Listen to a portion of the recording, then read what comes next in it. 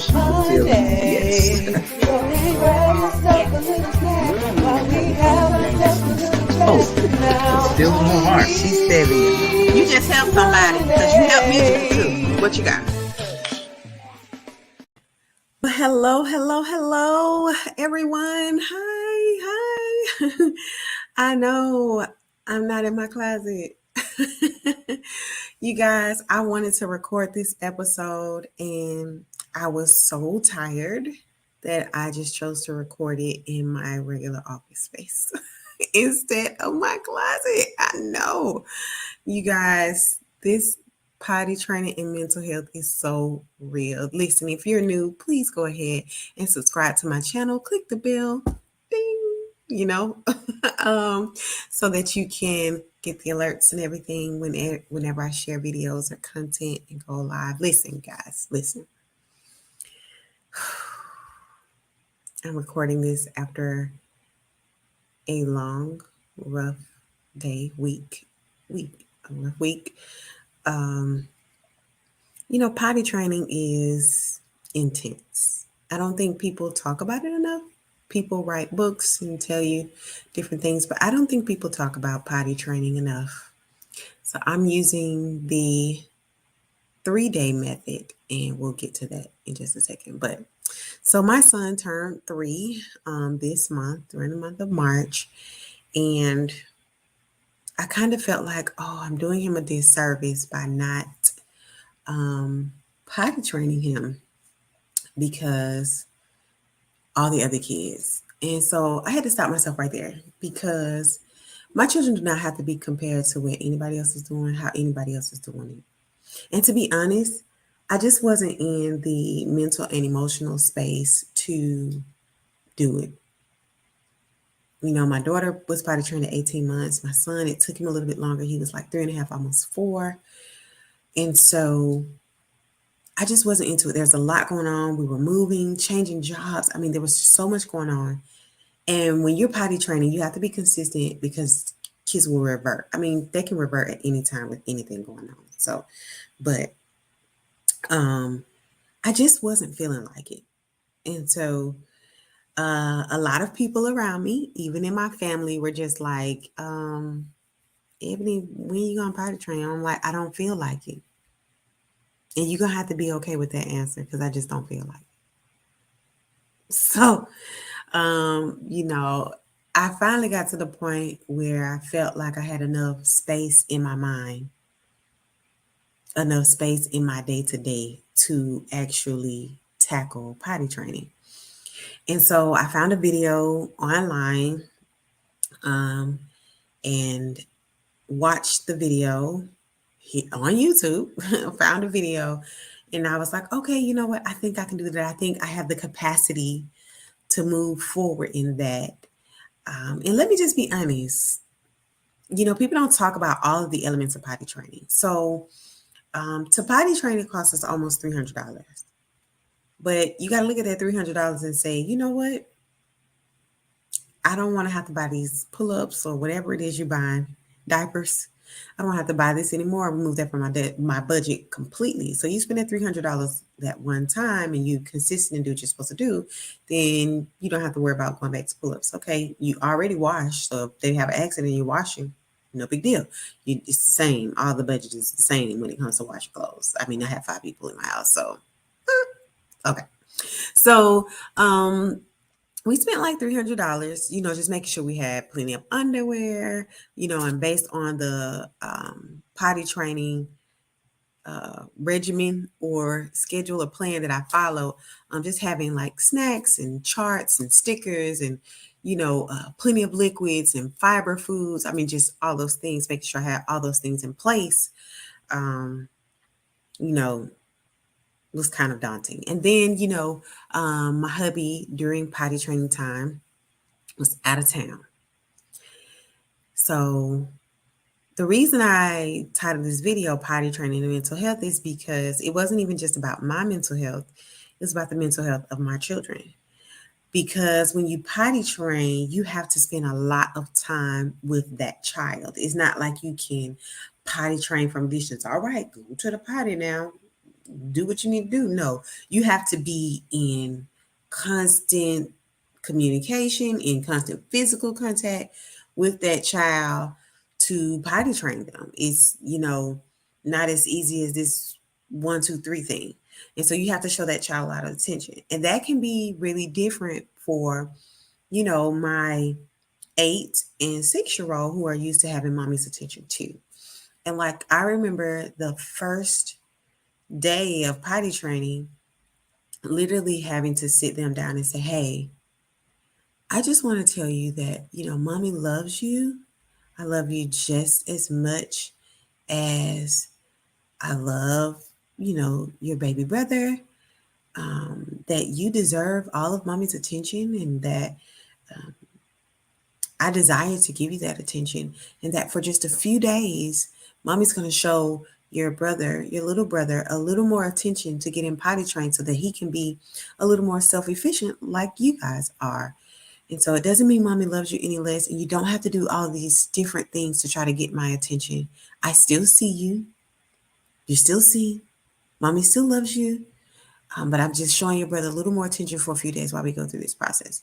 And I had to do that on the first day because they were doing just all kind of out the wall things when they saw I was just committing this, time to my 3-year-old.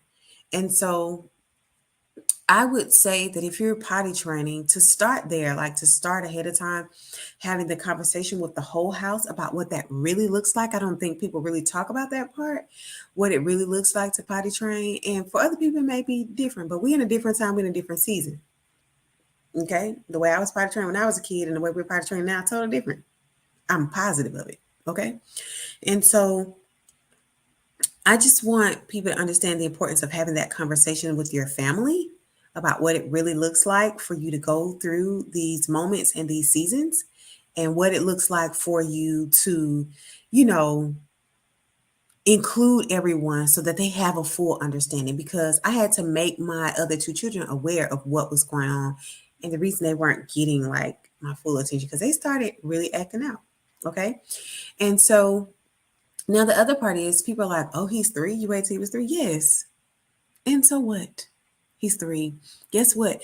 He's taking to potty training so much better because, he knows how to communicate. He knows how to say wet. He knows how to say dry. He knows how to say potty. He knows how, he can communicate with me comfortably. And so, yeah, he's 3. So what?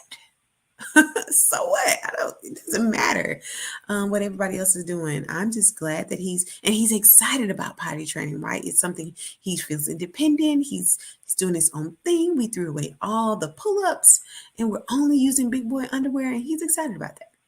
Okay. But the other part is, like I said, my husband was out of town during potty training. And so that's a big deal, because you would think, okay, well, the kids can't get their attention from you. They can't out with that. Well, it's all me all the time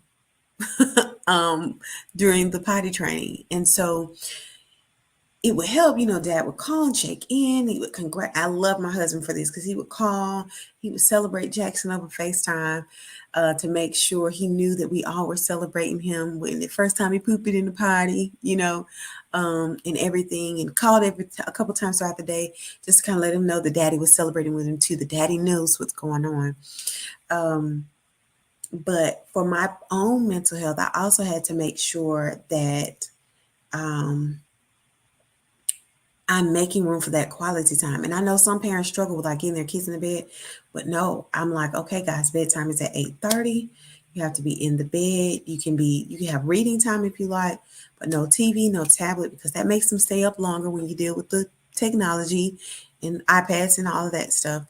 And so I'm like, no, bedtime is bedtime, because mommy needs her time to decompress and gather myself and get myself together and try to do some work, right? I'm trying to do some work at night, working on a lot of things. God is doing a lot. And so I'm trying to work on those things at night. And so it's really, really important for me to get those things done. And so, my own mental health was at stake during potty training, because I found myself just like exhausted. exhausted because the potty training method I'm using isn't like oh, you're going to use pull-ups at night. No, it's like cold stop, big boy underwear. And so that involves, putting him to bed at night, getting up at certain times throughout the night to show him that it's okay to get up out of his sleep to go to the restroom, getting up to go to the restroom. And so I'm waking him up at night, waking him up at certain times in the morning, beforehand. I mean, there's a lot involved. It's an all in type of thing. And so it requires a lot of me. And so I remember earlier today, my daughter was like, Mommy, I need help. And I was like, with what? What do you need help with? And she was like, I need help folding my clothes. And I literally like almost burst into tears. I was holding them back, and I think my daughter could literally see it. It was kind of like a, Madison, I can't do anything else. I felt myself just kind of like overwhelmed. But I had to tell her, I'm like, I'm back, baby. God wants you to look around. When you wake up in the morning, the house is like starting from fresh. Everything is neat, back in place. Who do you think does that? It's not done with a magic wand. Mommy does everything. Mommy's washing the dishes, cleaning the house, washing the clothes, everything in the house mommy's doing until I find my local house manager person to clean and get this laundry taken care of, where I get them come and pick up this laundry. I believe in resources, okay? But we just moved, we're new to the area and I haven't really found somebody that I fully agree with yet. But so for right now, I'm doing everything. I'm like, Mommy's doing everything. And this is the conversation we had. I said, I can't help you, sweetie. Mommy has taught you, I've shown you, you can do it yourself. And she said to me, but Mommy, you said we're not supposed to say I can't. I was like, you know what? You're right. Mommy's not. Mommy's not going to help you. Mommy's not going to help you because mommy's responsible for every other space in this house. And I do that. I said, Mommy doesn't even, I don't fold my husband's clothes unless it's a situation. Sometimes I do, sometimes I don't. It's not something I do all the time, right? And even with my 3-year-old, I wash and fold his clothes, but I have my 3-year-old walk with me to put his clothes away in his drawer so he can get that, knowing where it goes. Even with my middle son, I wash and fold. They know I wash and fold. And I told my daughter, I said, when you turn 8, you're going to start folding your own clothes. So we had an agreement before she was 8 that she would put the clothes in the washer and put them in the dryer and mom would fold them. And the agreement was when she turned 8 that she would go back. She would go to doing it all. Wash, dry, and fold. Because that takes something off of mommy. And she's capable. She knows how. She can reach the liquids. She knows what to do. I've watched her. She knows what to do. So it's not a problem. And so now she's like, well, I need help. Mommy's not going to help you. You can do this. Mommy has shown you. And guess what? I don't even require that the stuff is put into your drawer in a certain way. It's your drawer. You put it in your drawer however you want. She's like, well, I want it neat and I want it folded a certain way. Well, then you do that. And so even though we're potty training, the mental health aspect is such a huge part of it because now it's bringing up all these emotions around the house, right? It's bringing up all these emotions around the house, and we all are learning to cope and to deal and to navigate this space. And it's definitely not all easy. And it's so important for us to make room mentally and emotionally when we're doing things that draw us away from the normal routine. And so when I'm potty training and my attention is drawn away from the way I would normally treat my kids, the things that I would normally do, I have to be mindful of that. And so during the potty training time, I was mindful that once I did, since I used all my time with baby boy all day, I was mindful that once I put him down to bed, I go in there and I lay with baby girl until she goes to sleep, and making sure I'm praying, pray with her at night and make sure she's good. And even with my son, lay in the bed with him for a little bit, pray with him before he falls asleep and make sure he's good. And I think that that's just so important because they deserve to have that time with mommy before they're done. And so I told them, hey, once we get done with potty training next week, we'll jump back into, homeschooling, and because we have to take a break from everything for me to be able to focus on this. And so I told them, okay, next week we'll jump back into the homeschooling and make sure everything is good. And so it's been so much, guys, but I might do maybe one more episode about this, because I think it's so important for us as parents to talk about the effect that everything has on our mental and emotional state. What comes with having to do it, and how we feel, and making space for ourselves and for the people we live with to make sure we can get things done. So I know it wasn't a lot of time tonight, but I really wanted to share. And so I hope this was good for you guys. And take a deep breath. Breathe with me. Let it all go. I hope you have a good night. And remember, clarity is so important. And I hope that in all things that your mind will think of him, your eyes will see him, your mouth will speak of him, your ears will hear him, your heart will beat for him, the blood flowing through your veins will be for him, your hands will be lifted to worship him, and you'll walk within the footsteps that he has designed. And anytime you lay down to rest, that you'll awaken, refreshed, renewed, and restored. This has been Mommy Mondays. See you next time.